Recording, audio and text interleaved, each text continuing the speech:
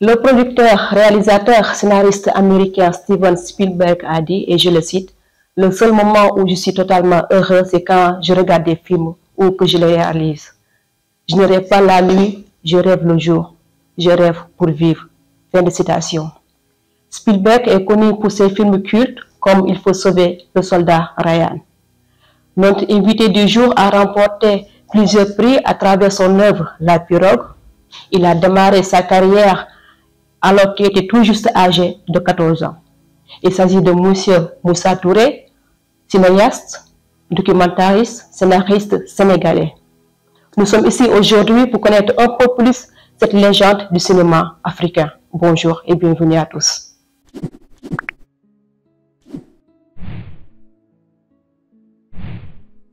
Merci de nous avoir reçus.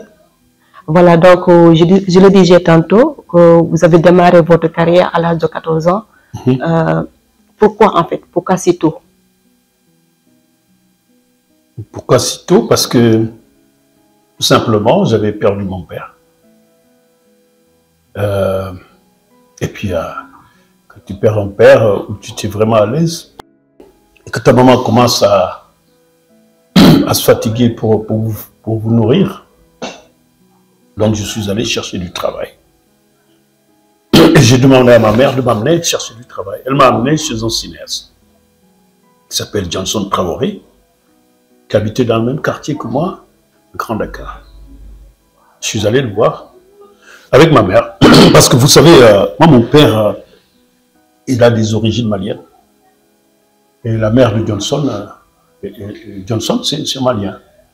Mon père parlait, donc je connaissais bien cette famille, je connaissais très bien. Et puis, c'est comme ça qu'il m'a pris dans un de ses films, qui se faisait en Casamance. Et c'est comme ça que j'ai commencé à faire du cinéma. Faire du cinéma, ça veut dire, c'est comme ça que je suis rentré dans une équipe de cinéma. Et très rapidement, je suis devenu un des techniciens de la lumière. Et en fait, autour de moi, on parlait de moi. Beaucoup de gens parlaient de moi sur comment je travaillais, que j'étais sérieux. Et c'est là où le regard s'est posé vraiment sur une carrière cinématographique. Tout le monde disait que j'avais probablement une carrière. Et puis j'ai fait... et c'est de cette manière que j'ai travaillé presque avec tous les cinéastes sénégalais. Et on a commencé à me prendre dans des films européens. Dans un film qui s'appelle...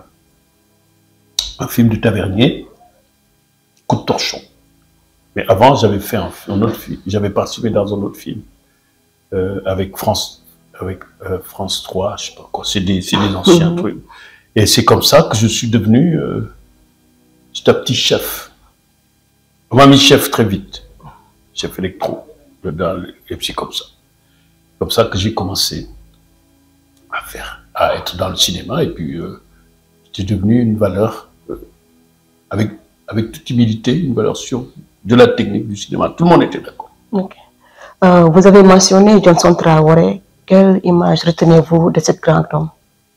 Johnson, paix à son âme, c'est en fait la remarque que j'ai faite sur Johnson. Johnson, il était un peu en avance cinématographiquement sur sa génération. Hein. Johnson, son cinéma tendait plus vers Hollywood, en étant tout très ancré sur le cinéma africain, mais il était très moderne cinématographiquement. Il y avait un modernisme de la manière dont on faisait un film, dont on mettait en scène, dont on réalisait, dont on dirigeait. Il était vraiment axé sur ça. C'est ça que j'avais retenu de lui. Et puis j'avais retenu aussi son ouverture. Il avait une ouverture extraordinaire par rapport à une jeunesse. C'était quelqu'un qui croyait à une jeunesse.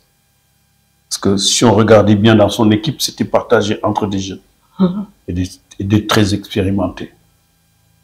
En 2021, vous êtes élu président d'une association concernant les cinéastes en remplacement de Feu Cheikh Ngaïdoba. Quels sont les objectifs de cette association? En fait, tu sais, fait, l'objectif de l'association, parce que moi j'y étais pendant très longtemps, quand j'avais 14 ans, j'étais pas encore membre, mais quand j'étais très adulte, j'ai été membre de l'association, donc ça fait très longtemps.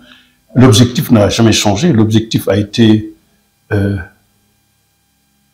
d'avoir une direction générale d'une cinématographie, c'est-à-dire produire des films, non, financer des films, les produire et les financer, avoir en fait un centre cinématographique. C'était un peu ça les directions qu'on a, tu vois, qu'il y avait pour des cinéastes, l'association des cinéastes. Ça n'a pas changé. Ça n'a pas changé et puis ça a été une grande bataille depuis que je suis là. Parce que, vous savez, c'est comme si les gens avec qui on est en face, ils nous oublient, ils nous ont ignorés. Il y a une ignorance totale. Donc pendant 12 ans, j'ai fait vraiment, ça a été une bataille vraiment par rapport à être juste regardé. Donc l'État, les gens de la cinématographie ne nous ont pas regardés. Ça veut dire, je pense que ce qui s'est passé, ça veut dire que comme que c'est une gérance cinématographique, c'est une gérance d'argent, ils veulent pas qu'on mette, tu vois, ils veulent pas qu'on ait nos voix sur comment utiliser cet argent. Donc, ils ont essayé une fois, 2 fois, ça veut dire, et puis, c'était grâce à quelques cinéastes comme moi, parce qu'on a été à Ouagadougou et on a eu à glaner des prix, dont Alain Gobis, au niveau du FESPACO. Du FESPACO, avec William, avec Angèle Djamba. On est revenu avec mon film aussi, La Pirogue, on est revenu avec tous les prix, parce qu'on a gagné tous les prix. Et c'est de cette manière qu'on a mis en place le FOPICA. Parce que vous savez, quoi qu'il arrive, on peut parler artistiquement du cinéma, mais nécessairement, avant de parler artistiquement, il faut le financer. Oui. Donc c'est une base vraiment qu'il faut avoir, quoi. Et c'est avéré que c'était grâce à nous, cinéastes, sans l'État, qu'on a eu à avoir de l'argent de l'État, géré par des gens peut-être probablement qui ne sont pas dans le cinéma. C'est ça le problème. Ça veut dire que la gérance, elle n'est pas cinématographique. Ça veut dire c'est des gens de l'État qui gèrent quand même la manière dont on doit faire, sans pour autant intégrer les cinéastes à l'intérieur. Okay. Donc c'est ça un peu qui a été l'objectif, donc depuis qu'on m'a élu, l'objectif était quand même qu'on nous intègre. Et jusqu'à aujourd'hui, on n'est pas intégré. Et vous venez de mentionner quelque chose d'important, c'est le FOPICA, dont le fonds est passé de 1 milliard à 2 milliards. Est-ce que la gestion est bien faite en fait? Est-ce que vous êtes satisfait de la gestion de ce fonds? Ah non, on n'est pas du tout satisfait. Parce que vous savez pourquoi? Parce que vous savez, en général, il faut un appel d'offres. Non, un appel à projet. On fait un appel à projet. Dans un appel à projet, on dit, voilà, il faut présenter des scénarios, il faut une date limite des projets, tu vois, et puis une date où on délibère pour donner de l'argent aux gens, pour le faire. Je pense qu'ils l'ont fait depuis 2017. On n'a pas eu, de comité, tu vois, de comité pour gérer tout ça. Et ce qui est dommage, c'est qu'on n'a pas eu de 2017 jusqu'à 2023. On n'a pas eu, alors que l'argent, il partait. Alors que dans les règles du FOPICA, il faut quand même un appel à projet. Et en 2023, on a eu un appel à projet où il y avait une date limite pour la clôture des dossiers, mais il n'y avait pas de date de délibération, ni absolument rien. Donc on est jusqu'à maintenant, donc depuis 2017, on n'a pas encore... Alors que l'argent partait. Ça veut dire qu'ils ont trouvé les voies et moyens de produire des films, plein de films, bon, parce que tout simplement, il faut aller à Cannes. Ils ont été à Cannes, parce que je pense qu'ils ont mal... distribué, c'est ça? Non, au fait, non pas mal. Les directions qu'ils ont prises, ils n'ont pas compris à quoi servait vraiment cet argent. Ça ne servait pas tout simplement à produire des films pour aller à Cannes. Parce que Cannes, tu sais, c'est grandiose. Et puis Cannes, moi j'y étais, je sais comment ça se passe. Donc en général, les gens, ce qu'ils ont fait, ils ont pensé qu'en étant à Cannes, avec des gens, quoi que se passe, donc le cinéma sénégalais se relève. Alors que c'est pas ça. On avait besoin d'un cinéma local, un cinéma qui se passait, même s'il va à Cannes, mais on avait besoin d'une industrie cinématographique. Et cet argent, c'était pour une industrie cinématographique sénégalaise. Donc, on va toujours rester du côté de Popika, dont le secrétaire général permanent a été remplacé par Badiane, Aliou-Keba Badiane. Donc, est-ce une bonne, peut-être une lueur d'espoir pour vous, les cinéastes, pour ce changement-là? Vous savez, ce n'est pas une lueur d'espoir. Pour nous, c'est que ça va être administratif. Tant que ce n'est pas cinématographique, ça va être administratif. Parce que ça va être de l'administration. Ça va partir d'un ministre de la Culture, aller chez un directeur de la cinématographie et aller chez Fopika. Et dans ça, s'il n'y a pas de cinéma, s'il n'y a pas des gens du cinéma qui sont à l'intérieur pour montrer, pour valoir les façons dont il faut, comment dirais-je, dont il faut distribuer l'argent, ça va jamais marcher. Donc, c'est pas une lueur d'espoir. La lueur d'espoir sera quand les cinéastes doivent être intégrés dans le FOPICA ou bien dans un comité. C'est ça. C'est ça. Donc, il n'y a pas de lueur d'espoir. Bon, d'espoir. Parce que, bon, remplacer quelqu'un par quelqu'un d'autre, alors qu'il n'y a pas un fonctionnement des cinéastes, il n'y a pas à intéresser les cinéastes, mais écoute, c'est pas un lueur d'espoir. Oui, et ce qui est étonnant, c'est que, en fait, malgré le fonds de 2 milliards, le Sénégal produit peu. Non, je vais même ajouter une chose avant d'arriver à est-ce qu'il y a une lueur d'espoir. Vous savez, nous, on s'est bagarré, parce que ce n'est personne d'autre, c'est les cinéastes qui sont bagarrés pour avoir ces fonds-là. C'est nous qui avons demandé. Mais quand on demande, c'est pour pouvoir faire des films. Oui. Ce qui va se passer, remplacer quelqu'un par quelqu'un d'autre, c'est peut-être eux qui vont avoir une lueur d'espoir, mais pas nous. Et pourquoi? Parce que aussi, tu sais, par rapport à la gérance de ce truc-là, ça veut dire que quand on reste de 2017 jusqu'à 2023 à distribuer de l'argent, sans pour autant lire des scénarios, parce qu'ils ne nous donnent pas, et puis il faut quand même rendre compte aux gens de comment tu as pu choisir un scénario. On est out de tout ça. Et puis, il y a une gérance aussi un peu, avec un petit réseau de gens, des amis, des tas, tu vois, l'argent part de là-bas. Toutes les décisions sont prises. Mais par contre, il y a des critères de sélection, en fait. Il faut un dossier pour ça. Mais ici, non, en fait, il y a des critères de sélection, mais il faut qu'il y ait un comité. Parce que tu ne fais pas un critère de sélection sans comité. C'est comme si tu le fais dans le vent. Et ce comité-là n'a pas existé de 2017 jusqu'à 2023. Alors, 2023, c'est combien d'argent qu'on a dépensé sans comité? Et ça, là, qu'est-ce qui va nous arriver encore? Peut-être, probablement, il y aura un comité, on va voir. Peut-être des nouveaux venus. Mais ce qui est un peu terrible, c'est que la gérance droite qui se fait, c'est entre un ministre, un directeur de la cinématographie et quelqu'un qui gère l'argent. Ouais. C'est ça. Le vrai problème, et tant qu'il y a ça, il n'y a pas d'espoir. Donc, c'est ça que je voulais quand même ajouter. Alors, qu'est-ce qu'il était votre... Voilà, donc je disais, en fait, vous participez à de multi-festivals et le Sénégal a cette capacité de remporter beaucoup de prix au niveau des festivals. Mais malheureusement, le Sénégal produit peu de films, réalise peu de films.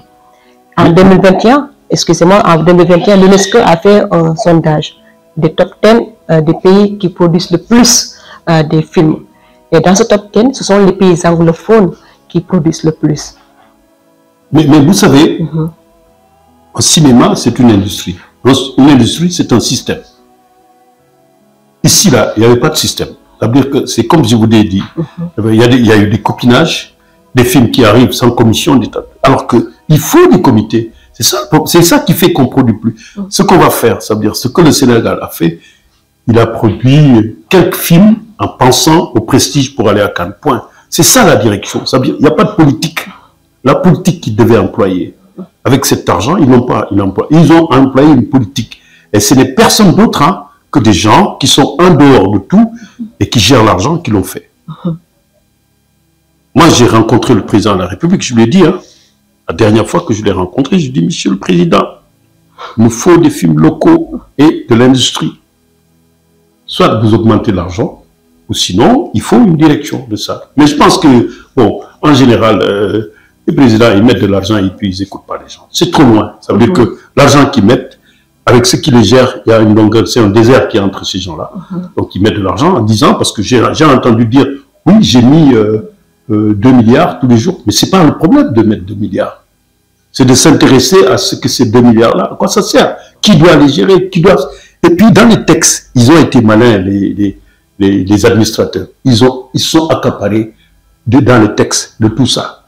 Sans les signer. Alors que c'est ça le problème. Le problème, il est là. Et ça fait qu'on ne va pas produire beaucoup de choses. Ça veut dire qu'on ne va pas produire beaucoup de films. Ça veut dire qu'on va produire quelques films qui intéressent à quelques gens. Et puis après, on va se mettre tous ensemble pour aller à Cannes. Vous savez, la dernière fois, il y avait 30 personnes qui sont allées à Cannes. J'ai jamais vu. Même l'Europe, même l'Amérique, même les gars d'Hollywood, ils ne sont pas 30 pour aller voir un film. 30 personnes. 30 personnes pour aller voir, pour aller accompagner un film. C'est du jamais vu ça. 30 billets d'avion. Alors voilà des choses qui sont là. Et ça, on me l'a dit, hein. Moi j'étais à Cannes, j'ai vu qu'il y avait 30 personnes qui étaient là pour un film. Alors que moi j'avais un film, nous on était 5, je pense, et c'était même pas avec le Sénégal, mais j'étais avec une production française, on était 5. Mais il n'y a personne dans le monde qui va avec 30 personnes. Sinon, pour gagner le Grand Prix, la Palme d'Or, si on vous dit, mais c'est du jamais vu, moi j'ai jamais vu ça. Et c'est comme ça. C'est comme ça que ces gens-là, tu sais, je ne mets même pas en cause les films qu'ils ont produits. Ça veut dire que les films, les teneurs du film, les gens qui ont fait des films, c'est des films qui sont très bien, mais c'est pas de cette manière qu'on produit un film juste pour aller, et puis pour s'attendre à aller aux Oscars. Voilà, regarde, par exemple, on a été aux Oscars, on n'est plus aux Oscars, on n'a jamais été aux Oscars. Probablement. Et ces gens qui ont été dans cette direction, ils ont pensé comme ça. Alors qu'il faut une politique. Il y a de l'argent, il faut la politique. On ne produit pas beaucoup, on n'a pas produit beaucoup de longs métrages, mais on a produit beaucoup de courts métrages. Parce que c'est pas trop vrai qu'on n'a pas produit. Et les courts métrages, ça marche. Mais c'est des choses, nous, on a presque le marché des courts métrages ici. Oui, oui. Parce que tout simplement, c'est des choses qui coûtent pas cher, qu'on peut produire. Mais ce qu'il fallait, c'est de regarder comment on fait par rapport à des longs métrages. Et puis bon, comment gagner dans des longs métrages? Je vais vous dire une chose. Par exemple, un long métrage qui nous arrive, qui coûte 1 milliard. Le Sénégal met 150 millions. 150 millions sur 1 milliard, c'est quoi? Ça ne pèse pas trop. Eh bien, c'est pour cela, comme que c'est des avances sur recettes, on en arrive aujourd'hui à ce que les gens doivent rembourser. Mais on n'a pas de salle. Des gens qui n'ont pas de salle, on met 150 millions sur 1 milliard, sur quelqu'un. Ce mec-là, cette personne vit en France. Il va montrer le film en France. Quand est-ce qu'on va nous retourner nos 150 millions? On n'aura jamais. Jamais. Alors donc, il fallait faire une politique locale. C'est-à-dire, avec ce qu'on a, pour moi, faire des salles. Non pas des salles comme Pathé, des salles en plein air, dans tout le Sénégal. D'ailleurs, nous allons y revenir concernant les salles, mais je viens d'abord rappeler aux internautes qu'on est en compagnie de Moussa Touré, M. Moussa Touré, réalisateur sénégalais. Voilà.